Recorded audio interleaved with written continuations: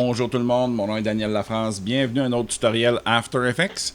Aujourd'hui, ce que je vous propose comme tutoriel, c'est l'interpolation entre les clés d'animation ou les images clés, on peut l'appeler comme on veut, ou les keyframes en anglais, ou le terme qu'on sert vraiment le plus souvent. Ce qu'on va regarder aujourd'hui, c'est la vitesse entre chaque point, entre chaque clé d'animation. Comment on va la gérer? J'ai eu des questions sur ma page YouTube qui disaient bon, j'ai des problèmes, c'est pas toujours lisse, souvent c'est brusque, etc. Donc, comment je peux faire pour régler ça? Bien, on va regarder ça dans ce tutoriel-là ici, en espérant répondre à toutes vos questions. Si je regarde ma prévisualisation ici des exemples que j'ai mon interpolation linéaire, mon lissage de vitesse qui s'obtient en cliquant sur les clés d'animation ici, avec le bouton de droit, en allant dans Assistant d'image clé et en cliquant sur Lissage de vitesse ou en faisant F9 sur le clavier. Ça, c'est pour l'interpolation de lissage de vitesse.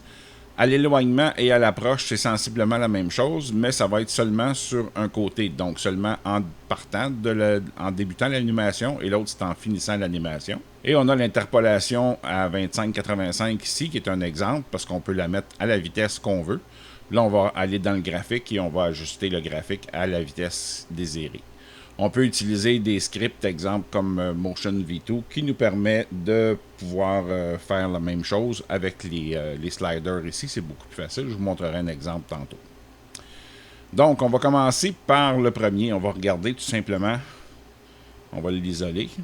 Alors, on a notre première animation qui est l'animation linéaire. L'animation linéaire, c'est la vitesse constante. C'est celle qui est par défaut quand on met des images clés, qui va nous donner une vitesse constante du point A au point B. Donc, si je viens au centre à peu près ici, que je sélectionne mon calque, ça va me permettre de voir la trajectoire. La trajectoire, ben, on voit les points dans la trajectoire qui sont toutes à une distance égale. Donc, c'est ce qui représente ma vitesse dans ma trajectoire. Si je prends le deuxième exemple, j'enlève la visibilité de ceux-là ici. Et je vais remettre la visibilité du deuxième exemple. Et je regarde le lissage de vitesse. Ben, ma vitesse va être lente au début, va accélérer et plus lente à la fin pour donner quelque chose de plus souple comme arrivée et comme départ. Encore une fois, si j'arrête au centre, je sélectionne mon calque.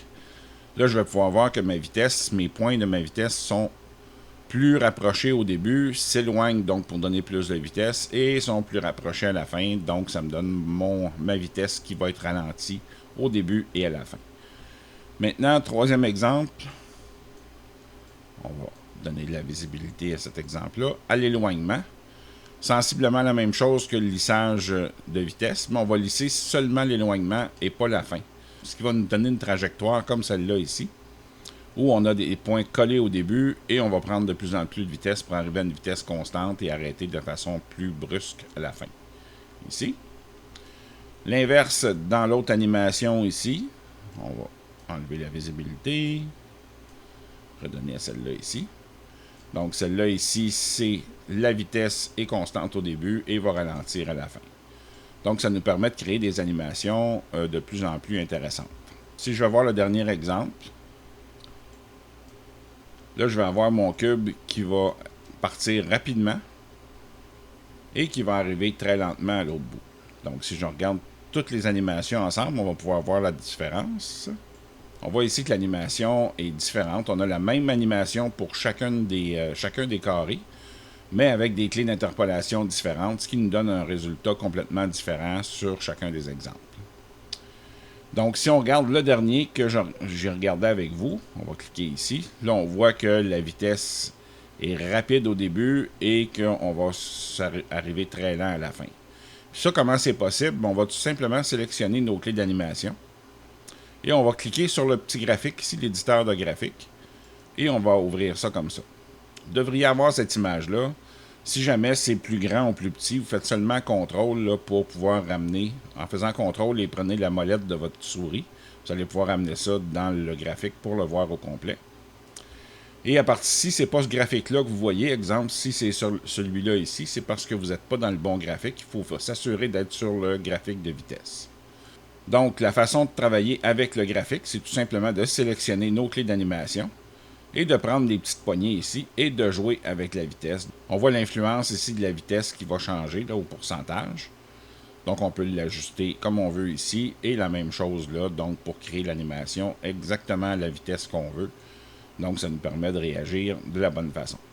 On peut aussi utiliser un script comme Motion V2, où on a l'autre script aussi. Je vais vous le sortir, ça ne sera pas tellement long. Ça, c'est un script gratuit en plus, qui est Duik, qui est sur deduf.net, si ma mémoire est bonne.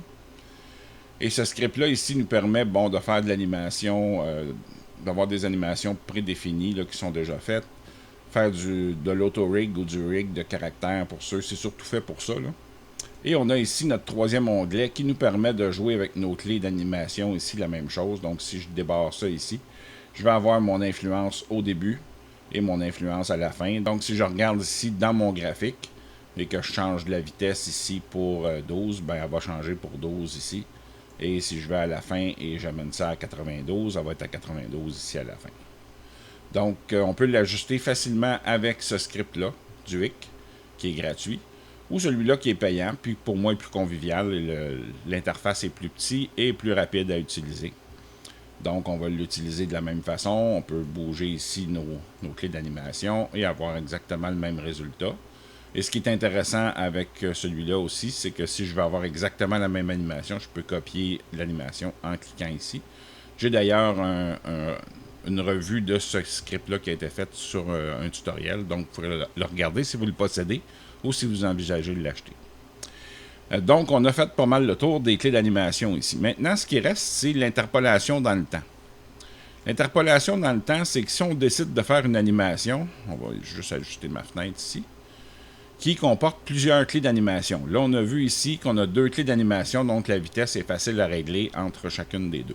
Donc, si je décide de faire une animation différente avec plusieurs images clés, disons que je pars mon animation ici, à 1 seconde 15 plus tard, je veux l'amener ici. Ensuite de ça, à 3 secondes, ici 15, je vais décider d'amener mon animation ici. Et à 5 secondes 15, on va l'amener ici.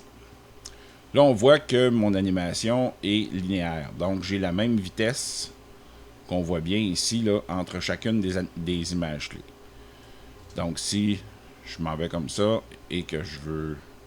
Mon animation va toujours être à vitesse constante, mais va avoir des arrêts brusques. Donc, si je veux changer l'interpolation de l'arrêt ici, je vais tout simplement cliquer avec le bouton droit de la souris, assistant image clé, et je vais aller faire lissage à l'approche ou majuscule F9 sur mon clavier.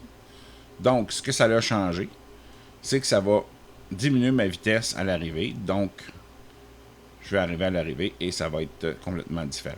Par contre, quand je regarde ça ici, mon animation a changé entre les 2 clés d'animation et c'est devenu beaucoup moins rapide ici entre les deux. Et là, toute mon animation est défaite. C'est-à-dire que là, c'est plus stable du tout. Là, je vais là, ça va ralentir, ensuite ça va réaccélérer pour arriver là. Donc, la façon de contrer ça est très simple.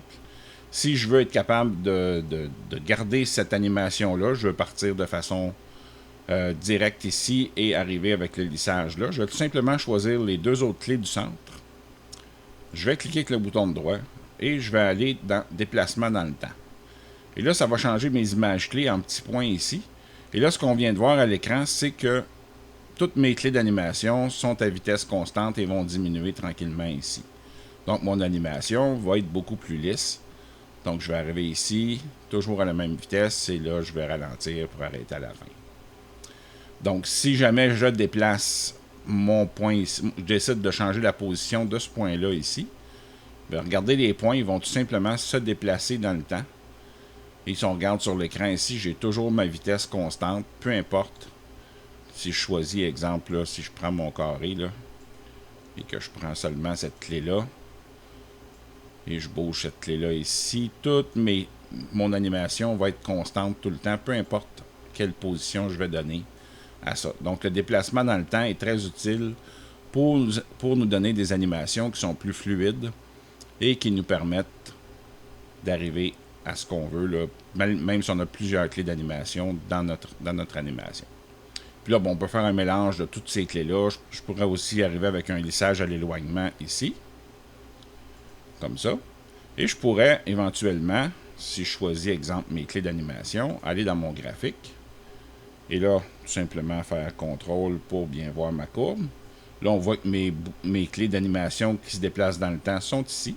Et je pourrais changer tout simplement l'interpolation de celle-là en mettant la vitesse un peu plus lente au début et plus rapide à la fin. Ou vice-versa, je pourrais ajuster ma vitesse ici. Et la même chose à la fin ici. Et mon déplacement dans le temps se ferait toujours de façon égale. Donc si je visualise mon animation, ça part plus rapidement et ça finit très lentement. Donc ça vous donne une bonne idée comment travailler avec vos images clés pour adoucir vos animations, etc. Donc j'espère que ça a répondu à plusieurs de vos questions. Si vous avez d'autres questions sur les images clés ou l'interpolation en général, je pense que j'ai fait un bon survol de ce que vous avez besoin là, pour créer des animations un peu plus fluides. Alors, ça va être tout pour moi aujourd'hui. J'espère que vous avez apprécié la vidéo. Si c'est le cas, faites-moi un pouce en l'air. 1, je l'apprécie. Et 2, c'est très bon pour la notoriété de ma chaîne. Si vous avez adoré la vidéo, partagez-la avec le plus d'internautes possible. Et demandez-leur de s'abonner à ma chaîne. C'est toujours bon d'avoir plus d'abonnés pour faire augmenter un petit peu les revenus de publicité. Puis ça me permet de continuer à vous produire des tutoriels gratuitement. Et si vous n'êtes pas abonné à ma chaîne, ben faites-le maintenant, pour les mêmes raisons que je viens de mentionner. Et je vous souhaite un excellent week-end, puis on se retrouve la semaine prochaine pour un autre tutoriel.